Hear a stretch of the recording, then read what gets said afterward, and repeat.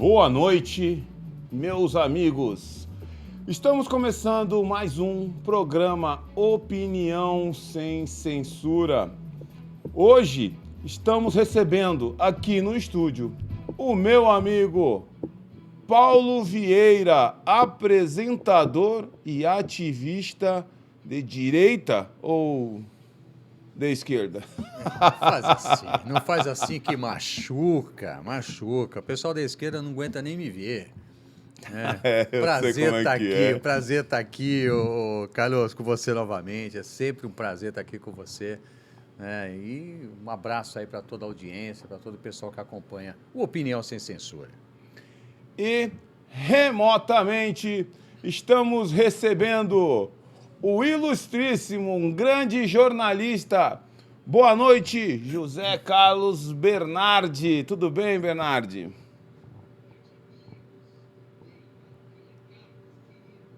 Deu certo hoje, hein, Carlos? Hoje deu, graças a Deus. E o meu queridíssimo Paulo Vieira, como é bom da gente poder estar aqui, vamos falar de assuntos importantes. Afinal de contas, nós precisamos não só discutir assuntos, mas precisamos arregaçar as mangas para salvar o Brasil. É ou não é verdade? Precisamos salvar o Brasil, porque a gente tem visto o cenário, né, Bernardi? E temos percebido o que acontece com o nosso país. No nosso país existem muitas pessoas explicitamente conservadoras e aquelas que são conservadoras, só que ainda não acordaram, porque elas ainda vivem naquela sombra, achando que a esquerda é boa, que a esquerda luta pelo povo, só que isso aí a gente tem visto está caindo por terra. E nós hoje, nós não temos uma referência de partido, porque mesmo o Jair estando no Partido Liberal, nós sabemos que o Partido Liberal não é um partido conservador. E há essa ausência de um partido conservador, sendo que existem tantos conservadores no país, não é? O Bernardi está corretíssimo. A gente precisa resgatar o Brasil de tudo que tem acontecido nos últimos 50 anos. E, Bernardi, a situação é muito grave, muito grave. A gente teve semana passada, não, foi na retrasada. Retrasada nós tivemos um cidadão dizendo que quem tem opinião contrária não deve falar. Depois nós tivemos aquele vídeo lá, fatídico, incitando ao ódio, ao espancamento, à morte de pessoas que são de direita. Nós tivemos o presidente Lula, algum tempo atrás, falando que essa gente precisa ser extirpada. Esse discurso ele é muito perigoso, Bernardo. Saia da boca de quem sair. Exato. Ele é muito perigoso, Bernardo, porque pode incitar aí até uma guerra civil, quem sabe. E o interessante é que o Lula fala em extirpar essa gente, aonde? Na comunidade europeia. Ele foi representando o Mercosul lá na Europa, na Bélgica, e veio falar isso. Então, eles já não perderam mais, eles já não têm mais medo. Mas agora vamos fazer uma análise aqui, porque nós estávamos tudo bem até outubro do ano passado. Nós vivíamos realmente me parece que nós estávamos como Alice no País das Maravilhas. Nós estávamos muito bem, felizes, radiantes, dando como vitória, né? Não, arrastamos milhões, milhares de motocicletas por onde passa o Bolsonaro. Eu mesmo estive aí em Santos, né? Com a minha motocicleta. Mas o que aconteceu, gente? É que a nossa democracia esbarrou numa urna. E Lula venceu nessa urna. E aí, a partir dessa urna, né, que é uma urna funerária, sepultamos uma democracia que nós tanto comemoramos, de ter resgatado o Brasil. E aí, eles assumem o poder e com aquela movimentação toda na frente dos quartéis no Brasil inteiro e o exército quieto, caladinho dentro do quartel, silente. Conivente. O exército quietinho na frente do quartel. E aí, 8 dias depois, no domingo, subsequente à posse do Lula, por falta absoluta de liderança, porque foi uma manifestação espontânea por 70 dias, e o Bolsonaro não liderou nada e ninguém depois que ele perdeu a eleição, porque ele ficou quieto, pouco foi lá na frente do Palácio, da Alvorada, e não teve líderes. E aí a esquerda é muito, muito esperta. Quem estava na frente do QGX em Brasília diz que houve, nos últimos dias, antes do dia 8, uma mudança de comportamento em alguns manifestantes. Chegou a ter briga antes do dia 8. Com a chegada de ônibus do Brasil inteiro, eram os infiltrados que estavam chegando. E que, vestindo camisetas verde e amarela, outras do Bolsonaro, levaram aquela multidão. Você sabe, se já foram em estádio de futebol, eu fui muito, Sim. a multidão não pensa. Apesar de ter muita gente lá que foi e quebrou coisas do Palácio do Planalto, no STF, muitos disseram, não, para, cheio de vida. E no outro dia, no 9 de janeiro, o Exército fecha a praça e prende todo mundo, até a senhorinha da oração, até o cara que vendia algodão doce. Exatamente. Os mendigos que comiam lá também foram presos. E a partir daí, Carlos Revolta, o que aconteceu? Meu irmão, os conservadores, que estavam todos lá pedindo salvem a nação, estão hoje debaixo da cama com medo. Então, hoje nós temos uma medocracia, né, entre os nossos pares. As pessoas estão com medo. Eu sei que eu estou fazendo aqui um abaixo-assinado de alguma coisa e as pessoas não queriam assinar. Exatamente. As pessoas Tem estão com medo de ir medo. para a rua. As pessoas, Sabe, eu percebo isso aqui em Santos também. As pessoas E estão com aí, medo. nós vamos ter o 7 de setembro daqui uns dias, que vai ser muito menor do que era, porque as pessoas estão com medo. E eu entendo, não quero dizer nada contra essas pessoas, mas o que aconteceu em 8 de janeiro, que aquela multidão foi levada para uma emboscada. Só que a emboscada não foi só em Brasília, foi no Brasil inteiro. Pegou a todos. E aí veio uma super caneta prendendo, mandando calar, confiscando conta bancária, tirando passaporte de um e de outro. Você entendeu que as pessoas estão com medo? E eu dou razão, tem que estar com medo, mas o medo não pode nos paralisar. Esse medo agora nós temos que jogar no campo da inteligência. Exatamente. Foi jogado no campo das 4 linhas, agora, meu irmão, no campo da estratégia e da inteligência. O jogo é outro. Exatamente. Nós temos um ano para... Nós já estamos há um ano, menos de um ano da pré-campanha. Não, da campanha. Da campanha. Nós já estamos há um 2024. ano da campanha.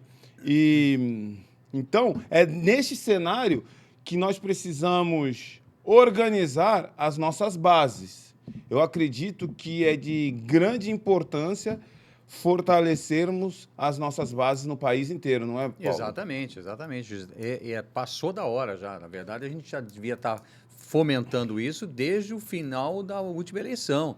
Em vez de ficar fazendo barraquinha na frente de quartel, né, de general melancia, né, deveríamos estar nos organizando aí para as próximas eleições, porque nós fomos derrotados pelo sistema na última eleição. A verdade é essa. Sim.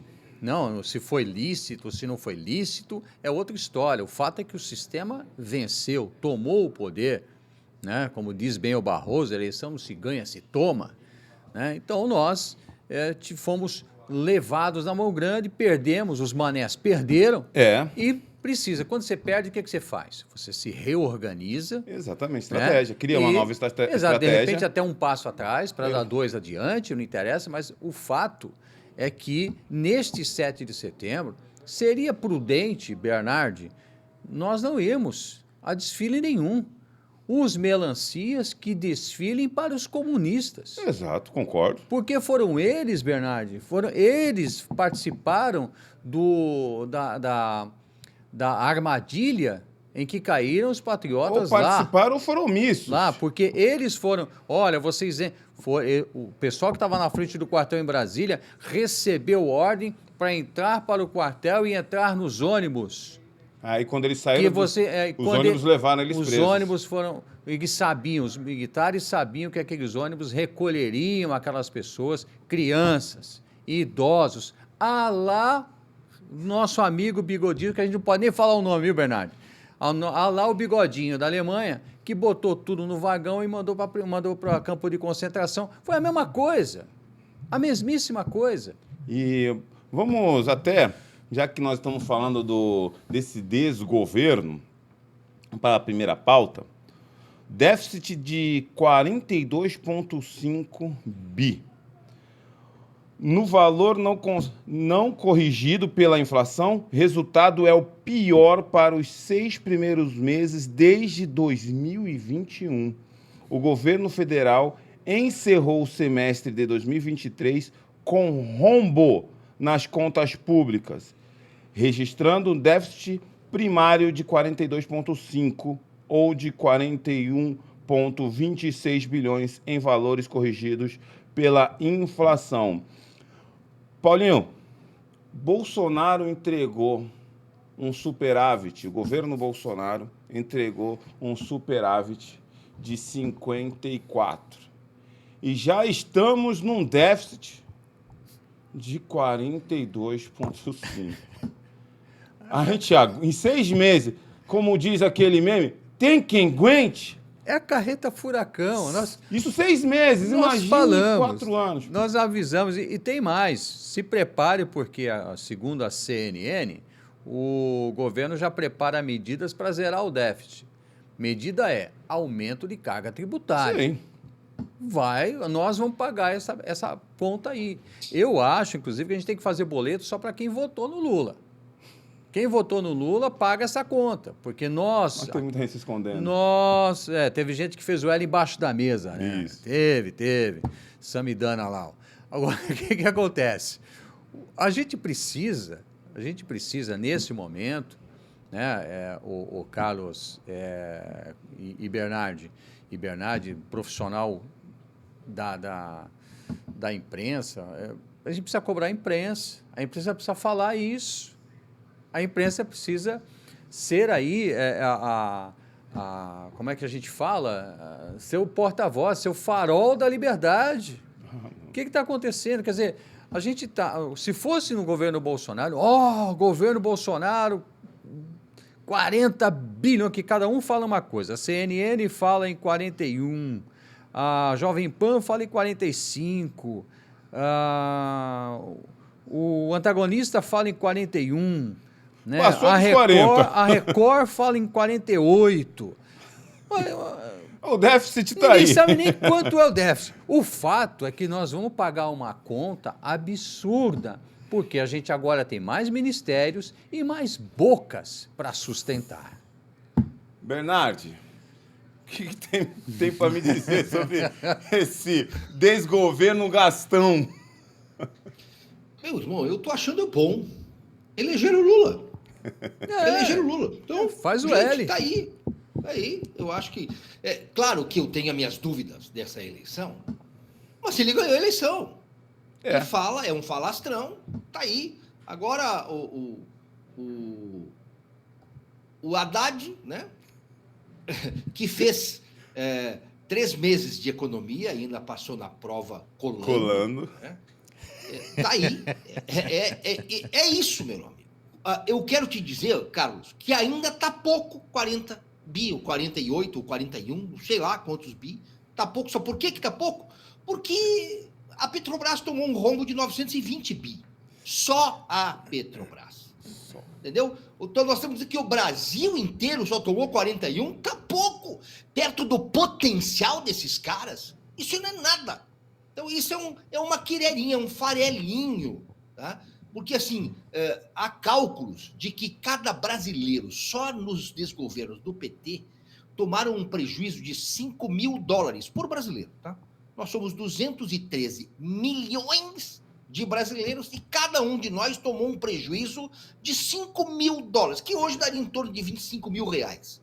E há quem fale que, até porque esses números todos são muito complicados de se achar, que o rombo do PT, Lula, Dilma, nessa era macabra que nós tivemos, o rombo foi na casa de 1 trilhão de dólares, em torno de 5 trilhões de reais. É isso então, mesmo. 41 bi é pinto perto do potencial que esses caras têm. Eu acredito que vem isso só em 6 meses. Olha, há os que falem em 7 trilhões. Tem pessoas que fizeram cálculo e chegaram à conta de 7 trilhões. O Lula está de lua de mel. Somando Petrobras, somando fundos de pensão, Caixa Econômica Federal. Olha, a Caixa Econômica Federal encerrou os 4 anos de Bolsonaro, dando lucro de 48 bilhões. Lucro. E a Caixa Econômica Federal, desde o Fernando Henrique, nunca deu lucro. Sempre fechou no prejuízo. Foi a primeira vez desde o Fernando Henrique que a gente fecha o balanço da Caixa Econômica Federal ao final de um mandato de um presidente, dando lucro. Já estamos no prejuízo novamente, isso em 6 meses. O Bernardi está falando pontual, tem muito ainda para acontecer. Como eu disse, muita boca para alimentar. E agora tem as bocas da América Latina, né? Tem Maduro, tem Ortega. Tem essa turma toda, os companheiros espalhados pela América Latina. E são famintos, hein? Estão precisando do dinheirinho. Pensa bem que quando ele vai para Paris com a sua eterna namorada, tá de lua de mel. Quando ele vem passear no Brasil, né? Ele vem só passear no Brasil, porque tá sempre viajando. A verdade é essa. Daqui a uns dias ele está passeando por aqui no Brasil, né? Mas quando ele tá em Paris, 2 dias, 728 mil reais de hotel. Tá bom para você? Gente, 728 mil reais é um apartamento na Orla de Santos. Exatamente. Isso ele gasta em 2 dias. Se entendeu o potencial que esses caras têm, é uma coisa absurda o potencial de gastar o que não é deles. Você andou pesquisando aqui. Você vai morar em Santos, Bernardi? É óbvio que eu estou pesquisando. Teremos um novo santista aqui, ó. Do jeito que vocês estão falando aí, o triplex é dinheiro de bala.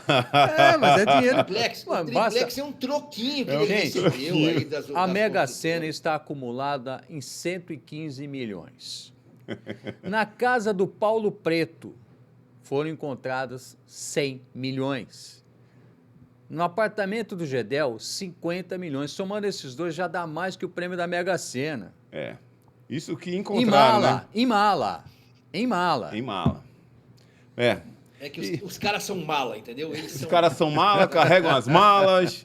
Olha, é por isso que eu digo que o povo tem que acordar. E, Paulo, você falou sobre a imprensa trazer à tona tudo. A imprensa que vai trazer à tona somos nós. Porque se a gente for esperar da grande mídia, esquece. Exatamente. A gente precisa fazer pressão neles, continuar essa pressão nos meios de comunicação, para que eles entendam, porque essa coisa de ditadura aí, esse negócio aí de socialismo, né, de prisão, né, de cancelamento, esse negócio aí é um troço que não tem ombro. E não vê cara, não. O jornal O Globo, Bernardi, o jornal O Globo já está enfrentando as suas primeiras dificuldades. Então, é só falar o contrário que começa a ser Cuba. Voltou com a pena de morte agora para quem for contrário à revolução. Então, esse negócio não tem ombro. Por isso que ontem, eu mudando de canal, eu vi que o Orlando Silva estava ali esclarecendo o PL do cala-boca da gente, né? No PL das fake news. E por isso que eles estão, Bernardi, loucos para nos calar, porque cada dia que passa o povo vê uma notícia na TV e vê outra no dia a dia. Aí vai quando eles vão procurar na internet e nos encontra. Pois é. E a gente traz mais credibilidade do que a grande imprensa, não é, Bernardo? Você é um jornalista aí há alguns anos. Coitado do Bernardo. Então, a mídia brasileira, ela virou hoje um partido de esquerda, entendeu? Nós não temos mais jornalismo em que se ouvia os dois lados. Olha, eu tinha uma época como premissa, isso aí era a premissa das redações, né? De que você tinha que dar a informação a ponto de o dono da cobertura entender a mesma coisa que o porteiro do prédio. Então, o porteiro do prédio entendeu a mesma coisa que o dono da cobertura e a informação tem que ser tão bem dada que ambos têm que ter a capacidade de julgar se o fato é assim ou assado. Hoje não. Hoje o jornalista entrega uma informação com um julgamento de valor já. Ele já entrega com uma sentença, já julga o fato, já há um julgamento de valor. E aí, isso aí faz com que a gente tenha uma manipulação. Agora, você traz aqui uma informação interessante, que a mídia ela é esquerdista, mas vamos lá. O que está sendo colocado, e é uma grande discussão, é a tal da inteligência artificial. Sim. Sabe, essa inteligência artificial vai ser objeto de muito assunto daqui para frente, porque ela vai criar nas redações uma burrice natural. Então, por um lado, a gente tem inteligência artificial e vai fomentar a burrice natural de muitas pessoas. O perigo está no seguinte. Presta atenção no que eu vou falar para vocês. Tá? Essa inteligência artificial será largamente usada, principalmente aqui, certo? Aqui, de que o Facebook, por exemplo, consegue, através das curtidas que você dá, dos compartilhamentos, tanto no Facebook quanto no WhatsApp e também no Instagram, porque são as 3 empresas da Meta, o dono do Facebook é dono do WhatsApp e do Instagram.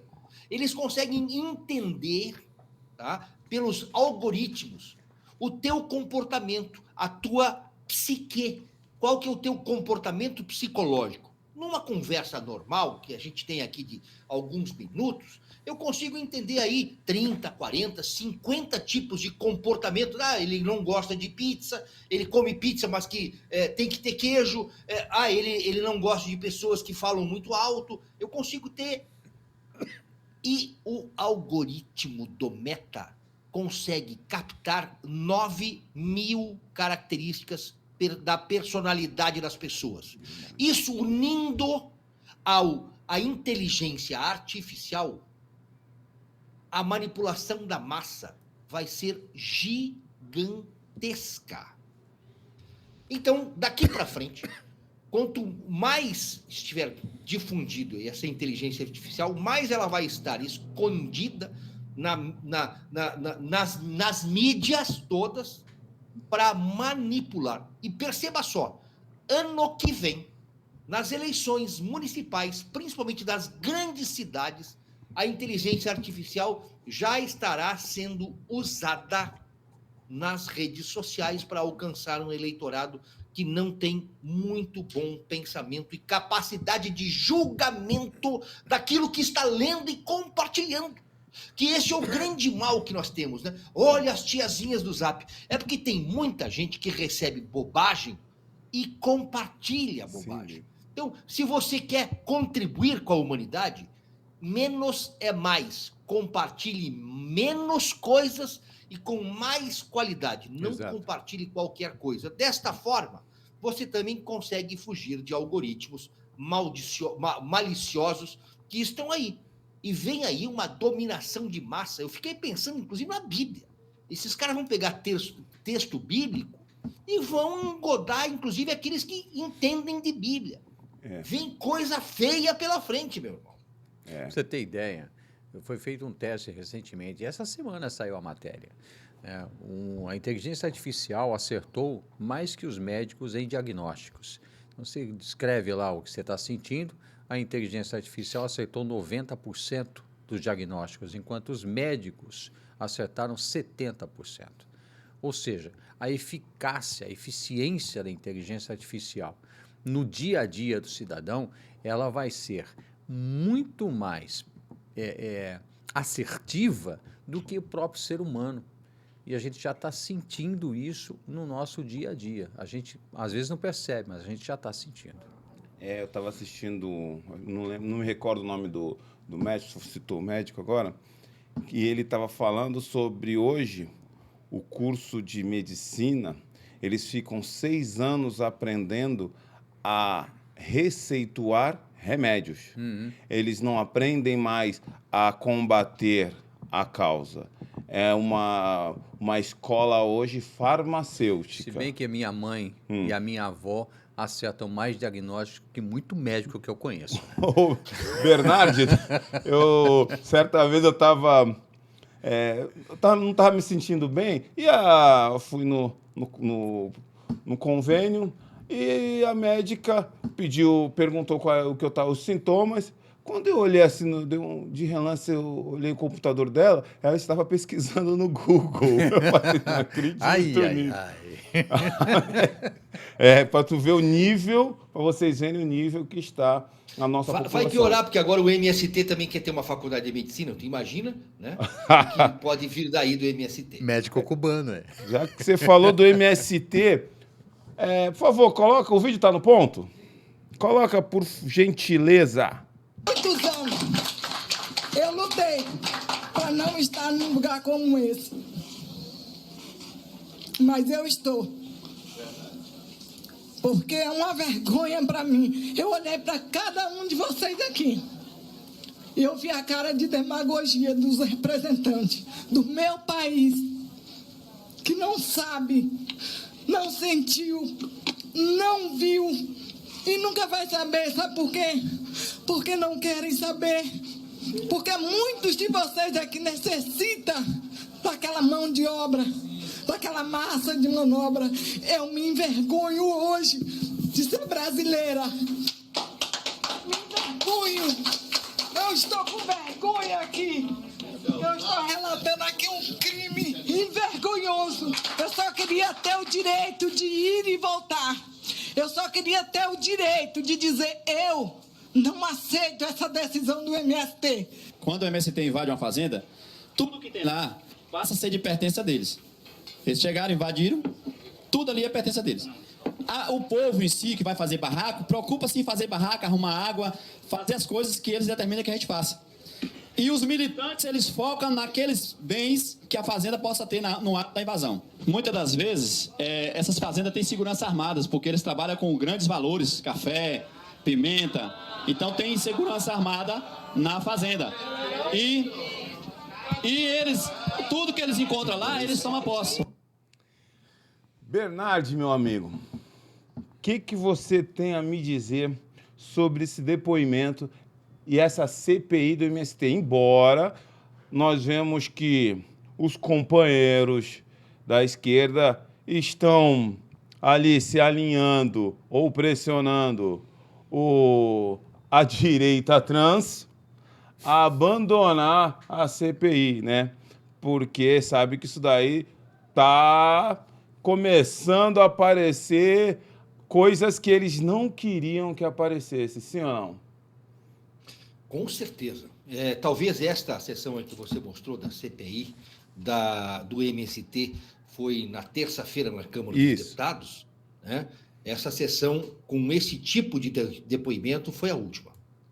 Porque a CPI do MST trabalhou bem nesses 2 meses, tem previsão de encerrar no mês que vem. O Ricardo Salles, que é o relator, já tinha pedido, inclusive, a possibilidade de se dilatar esse prazo. Acontece o que aconteceu ontem, logo cedo, de manhã. O Arthur Lira revogou, presidente da Câmara dos Deputados, revogou a convocação do Rui Costa, que é o ministro-chefe da Casa Civil, do Paulo Teixeira, que é o ministro da Reforma Agrária, do Desenvolvimento Agrário, e revogou também a convocação para essa CPI do João Pedro Stedley, que é o líder maior do MST. Por quê? Porque o Palácio do Planalto se incomodou demais com tudo isso. E aí, nessa quarta-feira, eles já tomaram essa atitude. Tá? E voltar atrás. Os partidos republicanos, PL e PP trocaram, e tem mais um outro partido, acho que foi Podemos, eu não estou lembrando aqui quem é o terceiro partido, trocaram integrantes da CPI, do MST, que estavam votando com o tenente-coronel Zucco, que é o presidente, e com o Ricardo Salles, que teve essas convocações aí, né? Trocaram por integrantes mais à esquerda. Então, dos 27 integrantes da CPI do MST, 17 hoje são do lado do Lula e do MST. E só 10 são os da oposição. Ou seja, daqui para frente, a CPI do MST não aprova mais nada que queira transparência, rigidez, limpeza e as verdades daquilo que o MST, esse grupo guerrilheiro terrorista que promove insegurança rural. É a guerrilha rural que eles promovem. E aí, é isso aí, meu amigo. O Republicanos, que tinha mais cadeiras, trocou integrantes, certo? Republicanos, o partido do Tarcísio. Ontem o Tarcísio, inclusive, anunciou que pode deixar o Republicanos, que vendeu a alma para o diabo e agora começou a entregar. E, além do Tarcísio, o ex-vice-presidente Mourão também já anunciou que deve deixar a legenda em breve, a Damares também, e assim muitos outros. O Bernardi, Paulo, ser do Centrão dá dinheiro. Sim ou não? Sempre deu, né? Sempre deu. O Centrão é que está aí no governo. O PMDB foi governo desde o governo militar. Sim. Foi governo no governo durante o período militar, foi governo durante o Sarney, foi governo com o Collor, foi governo com o meu Deus do céu, o Fernando Henrique Cardoso, foi governo com o PT. O Centrão está em todo lugar. Eu acredito. É aquele fisiologismo partidário que onde só interessa a grana. Agora, antes de você continuar, eu queria comentar aqui, o Bernardi, eu sabia, já fez aí uma explanação perfeita a respeito do andamento, né, dessa CPI, mas o importante é que essa senhora, por exemplo, essas 3 pessoas que estiveram lá ontem, mas essa senhora em particular, ela representou ali a cara do povo humilde, sofrido desse país, que é manipulado pela esquerda. Eles vão ali, contam uma história bonita, trazem a pessoa para olha, a gente vai cuidar de você, mas, na verdade, a esquerda é como o demônio. Ela bate na sua porta, toque, sempre garbosa, sempre saúde. O demônio não aparece de rabo e chifre. Não. Ele vem garboso. Olha a palavra que eu estou usando, a molecada pesquisa aí o que significa garboso. Elegante, bonito, sorridente. Astuto. Ele entra, aí falando, ele fala bacana, fala aquilo que você quer ouvir, e você permite que ele entre na sua vida, na sua casa. Só que quando ele vai embora, ele leva a sua alma. A esquerda é isso. Sempre foi. Sim. Isso a história mostra, não sou eu que estou falando. Assim foi qualquer revolução de esquerda, qualquer país tomado pela esquerda. Está acontecendo hoje na Nicarágua, na Venezuela, na Argentina, no Brasil. Isso sempre aconteceu. Então, as pessoas humildes são as maiores vítimas da esquerda. Em lugar nenhum do mundo, a esquerda eliminou os ricos.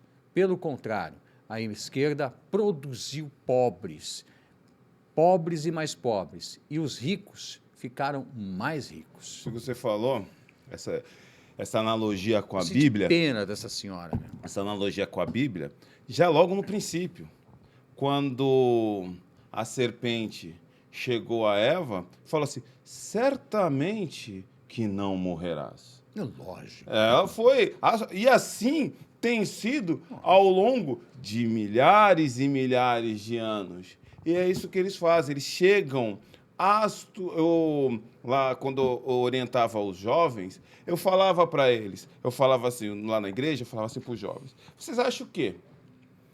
Que o diabo, a serpente, o mal, vai aparecer de chifre, vai aparecer vermelhinha, ou vai aparecer para os homens com uma mulher banguela, uma feia, ou para as mulheres um homem fedido, feio? Não, certamente que não. Vai aparecer bonito, vai aparecer elegante, vai aparecer assim charmoso, falando bem. Lógico. Só que depois que entra na vida, arregaça tudo. E Exatamente. Bernardi, o que a esquerda faz. Eu vejo por alguns, lá onde eu trabalho no terminal portuário, no ano passado, um monte falava não, faz o L que é Lula. Hoje, eu não preciso falar nada, eles fogem de mim.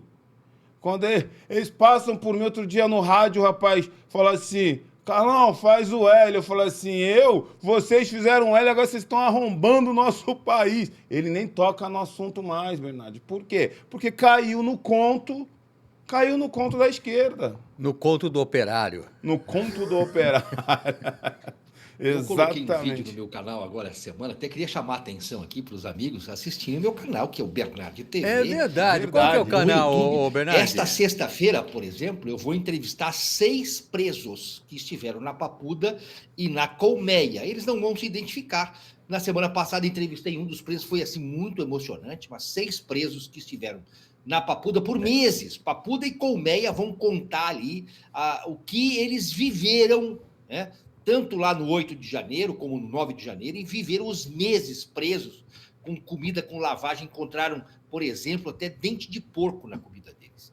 Mas aí você estava falando do demônio, e eu lembrei de uma música do Caetano Veloso que eu cantava na minha adolescência, chama Tigresa. E aí a letra diz assim, uma tigresa, uma beleza, de unhas negras e íris cor de mel. Uma mulher é uma beleza que me aconteceu. Aí, num determinado momento, assim, e falava de política em 1996, me falou que o mal é bom e o bem cruel.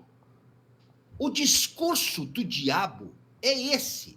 O mal é bom, o pecado é bom. O empresário que dá emprego, ele só quer te roubar, ele quer te explorar. Então, o bem é cruel. Meu amigo, quem gera emprego e imposto é quem trabalha. É o empresário que abriu uma lojinha ali, ó, sabe, para depois crescer, e aí eles vão chamar de burguês. Eles chamam o empresário de burguês. Meu amigo, quantas férias esse cara deixou de ir com os filhos, sabe? Porque ele tinha que estar ali na chapa do fogão fazendo um bife. Esse é um empresário. Então, meu irmão, não, mas tem os metacapitalistas, os grandes, esses financiam o PT. Os metacapitalistas, estes financiam, porque o Lula falou mal dos banqueiros, mas sempre protegeu os banqueiros. A Faria Lima fez em peso a letrinha do amor. Fizeram. A Faria Lima fez em peso, faz o L. Né? Então, agora, o que interessa para os banqueiros, para esses metacapitalistas? É lucrar cada vez mais. Na verdade, é poder, que poder é mais importante que dinheiro. Poder gera dinheiro. E esses caras têm poder, e é tudo que eles precisam.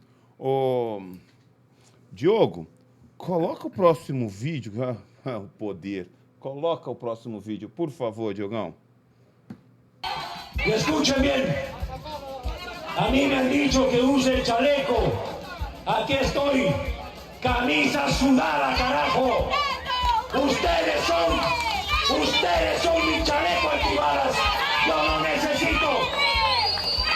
Ustedes son un pueblo valiente y yo soy valiente como ustedes. Ustedes son quienes me cuidan. Vengan, aquí estoy. Dijeron que me van a quebrar.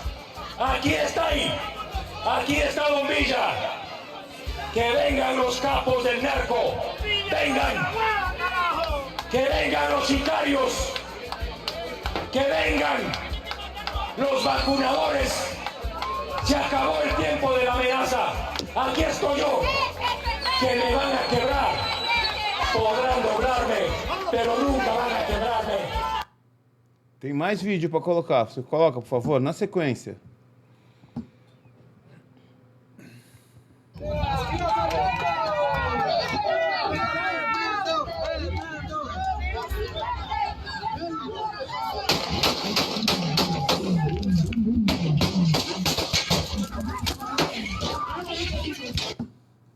E aí, Paulo Vieira?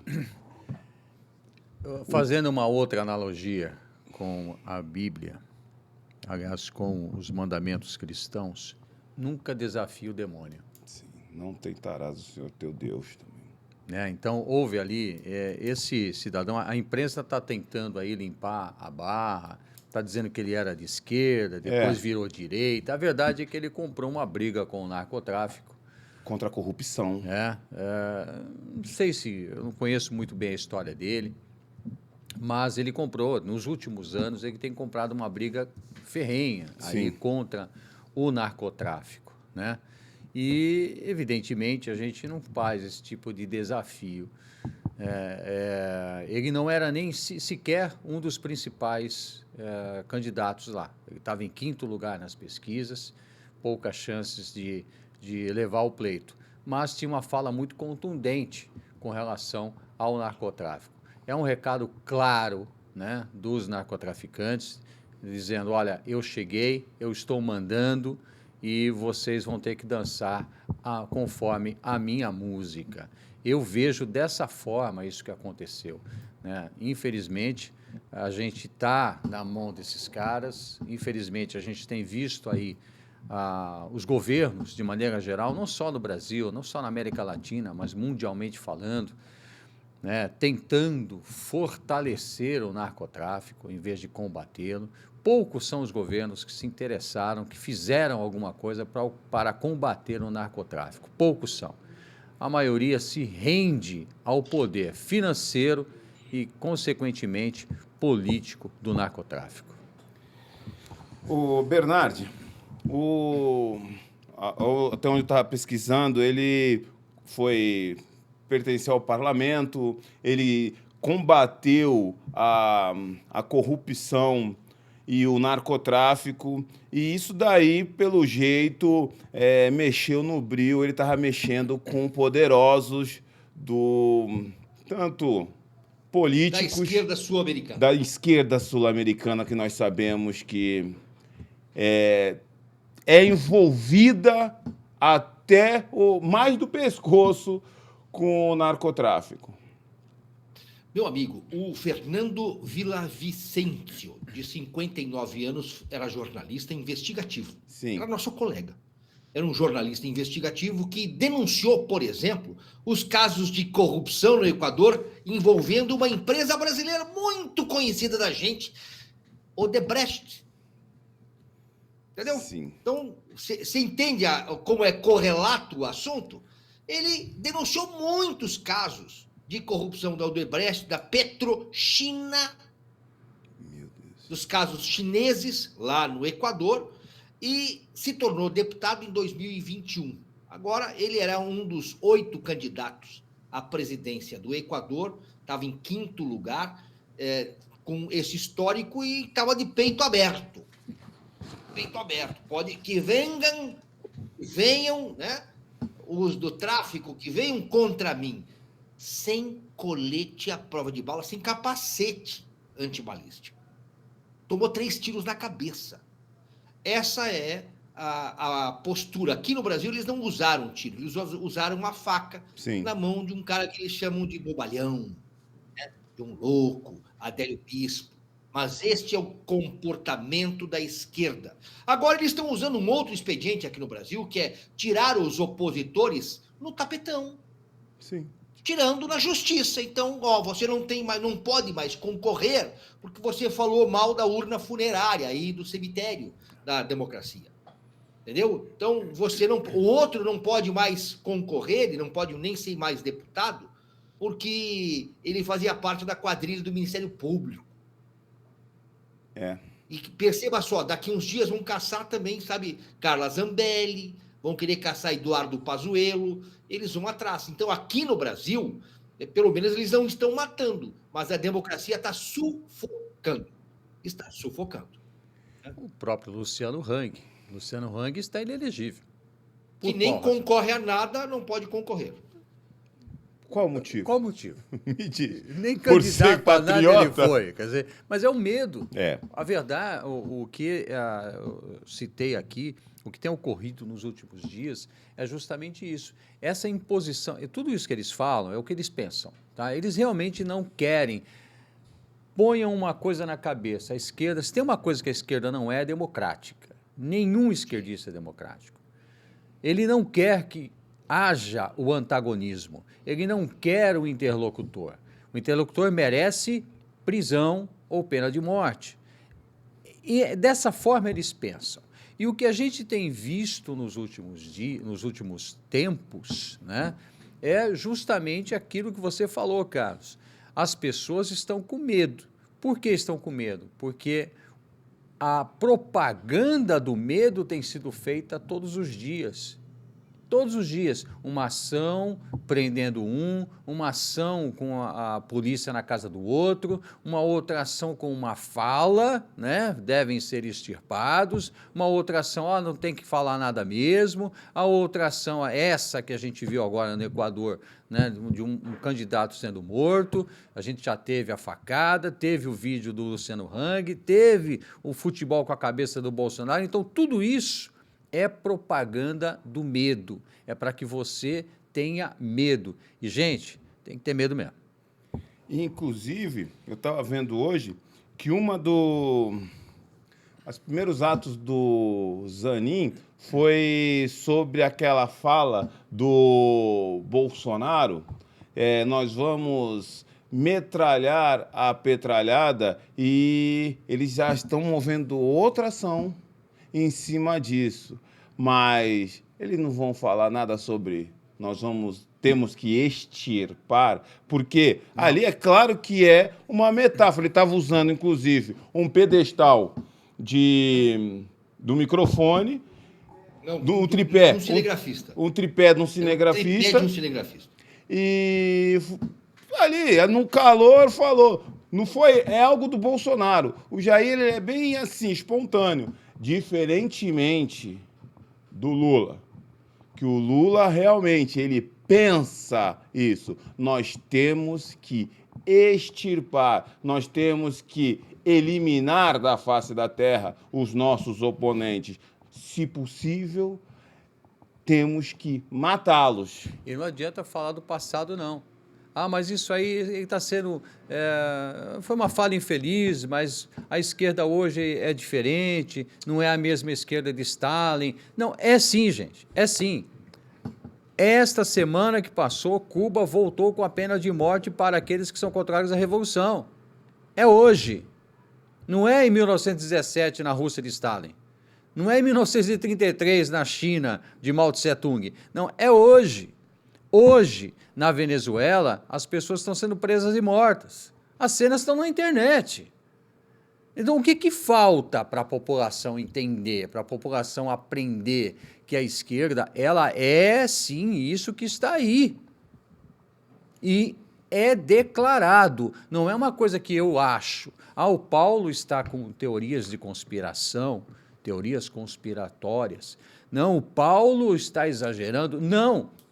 Quem falou em extirpar foi Lula, e falou no sentido literal da palavra. Sim. Quem falou que a oposição não deve falar nada foi o membro do partido. Cuidar dessa gente.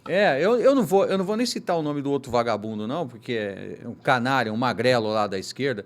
Não vou citar o nome dele para não dar ibope. Quem falou foi ele.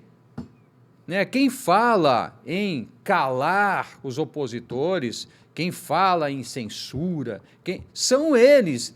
Bolsonaro, apesar de ser vítima daquele vídeo lá, ser vítima de uma facada, ele jamais falou em censurar ninguém. Exato. Jamais. Não houve um projeto da presidência do Bolsonaro, de um deputado do Bolsonaro, dizendo, tem que calar esse povo. Não houve.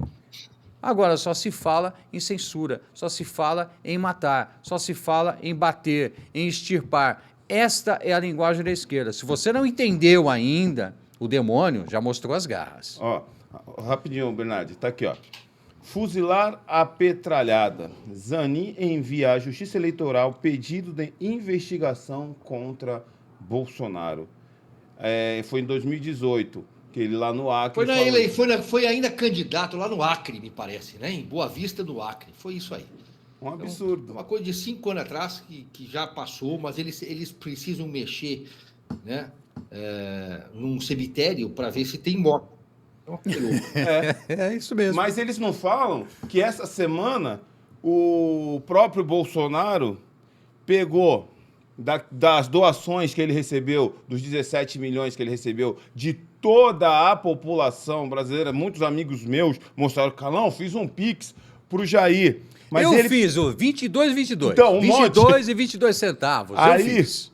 Ele pegou, sabe o que ele fez essa semana? 100 mil reais dessa doação, sabe o que ele fez? Dessa arrecadação, ele doou para a família do soldado da Rota.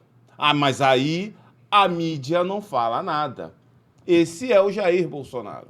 Aí não, aí a mídia não fica... E o presidente? O nosso atual presidente, o que ele fez? Não, o seu ministro, fala que o Derrite e o Tarcísio estão sendo muito truculentos. Agora, não, o COAF, o Bernardo, o COAF está investigando movimentação atípica na conta dos 17 bilhões. Essa questão do COAF, Paulinho. O COAF entregou para a CPMI Brincadeira. Os dados bancários do coronel Paulo Cid e também dados bancários do Bolsonaro. Exato. Para verem... E aí eles viram os 17,2 milhões de reais que foram doados para Bolsonaro, de Pix espontâneo, e pegaram a lista de 709 mil brasileiros que fizeram doação, como você, Paulo Vieira, R$ 22,22, e divulgaram. Gente, quebrou o sigilo bancário.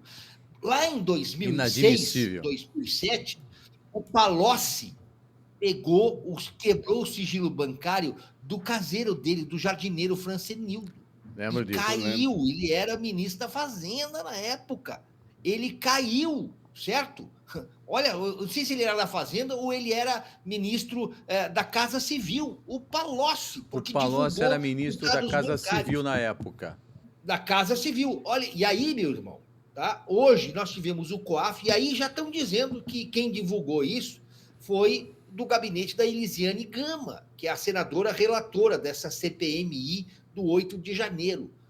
Já pegaram, por exemplo, né, e colocaram ali que empresários doaram para o Bolsonaro, pessoas comuns doaram para o Bolsonaro. E aí o que me preocupa, porque esse é o governo dos vingadores, não é da sala da justiça, né?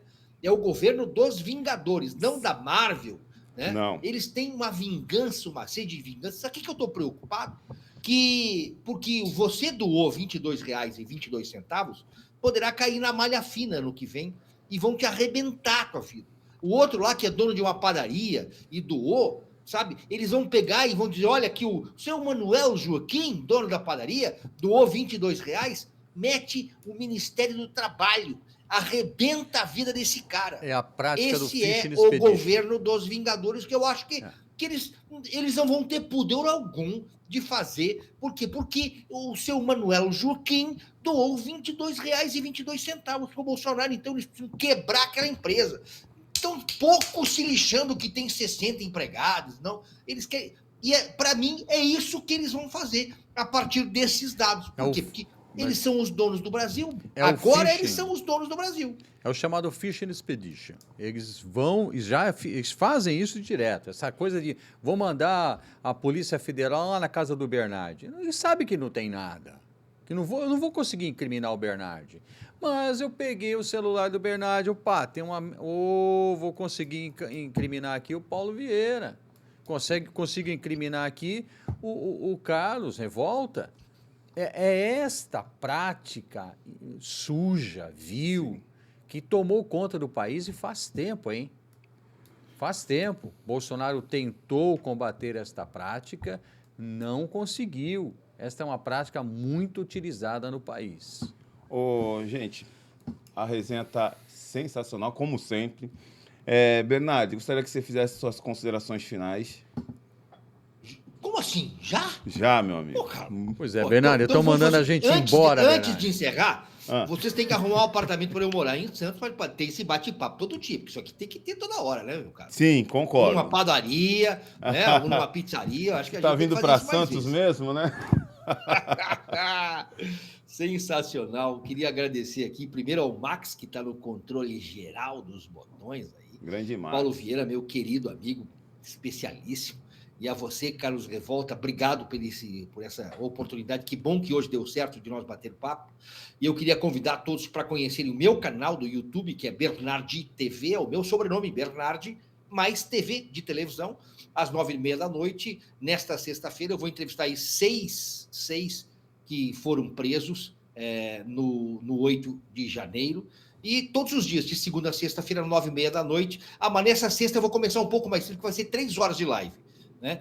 Então, todos os dias, 9h30 da noite, eu tenho ali uma variada entrevista com todo mundo. Gente, quero agradecer imensamente e dizer que, apesar de tudo isso, nós temos que continuar crendo. Temos que ter fé. Fé em Deus. Fé é algo intangível. Nós não tocamos. Ontem eu conversei com o senhor, é difícil eu acreditar na Bíblia. Eu disse, olha, o senhor não precisa acreditar na Bíblia, acredita naquilo que está escrito. Se diz, creia. Nós não fomos feitos para racionalizar, nós fomos feitos para crer. E a fé ultrapassa todas as montanhas. Todas. Então, crê no Senhor Deus e estareis seguros, crê nos seus profetas e prosperareis. Isso, agora Carlinhos, é muito Bernardi obrigado. com I, né, Bernardi? Bernardi com com I. Italiani, buona gente, Bernardi. Questo. Meu amigo Paulo Vieira. Bom, eu só tenho a agradecer mais uma vez aqui. É um prazer sempre conversar com o Bernardi. Estar aqui com você, o Carlos, no teu programa. Também tem um projeto para começar aí, né? A gente vai começar já.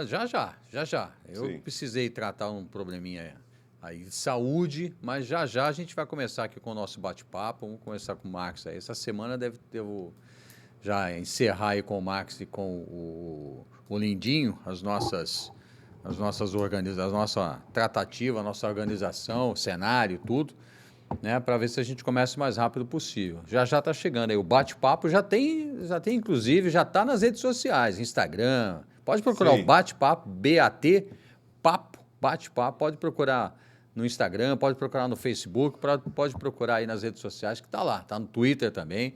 É isso aí. Um prazerzão estar com vocês. Um abraço, Bernardi! Olha, nós vamos terminar com um vídeo da deputada Rosana. Mas antes de colocar o vídeo, eu gostaria que você compartilhasse este programa, se inscreva no nosso canal, acione aí o sininho e compartilhe ao máximo as nossas redes sociais. Carlos Revolta Oficial no Instagram. Aqui no YouTube, vocês sabem, Carlos Revolta Oficial. No Twitter também, a mesma coisa, Carlos Revolta Oficial. E quero mandar um recado, pode colocar no ponto. Semana que vem estaremos aí todas as sextas-feiras, às 19 horas. Um forte e glorioso abraço. Fique com o recadinho da minha futura prefeita.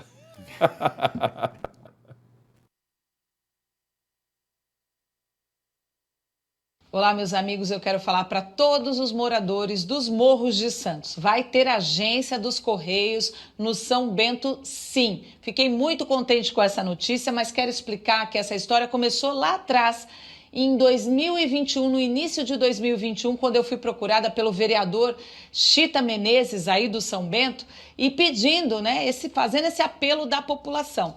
Na época eu tinha conseguido trazer os Correios para a área continental de São Vicente, uma parceria com a prefeitura. E nós fizemos reuniões com a gerência dos Correios em Brasília, mandamos ofício e recebemos a resposta positiva. O presidente dos Correios, na época, disse, através de ofício, que o governo se comprometia em fazer essa parceria com a Prefeitura de Santos e criar essa agência dos Correios ali no São Bento. Faltava a Prefeitura apresentar um imóvel. Batalhamos bastante, cobramos, ficamos esperando, mas não tinha um imóvel.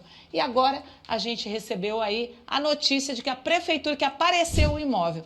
Então, na verdade, essa agência dos Correios já deveria estar pronta. Se tudo fosse conforme o esperado, se tivesse atendido a resposta na época e tivesse apresentado o imóvel, a população do São Bento já poderia estar há 2 anos contando com essa agência dos Correios.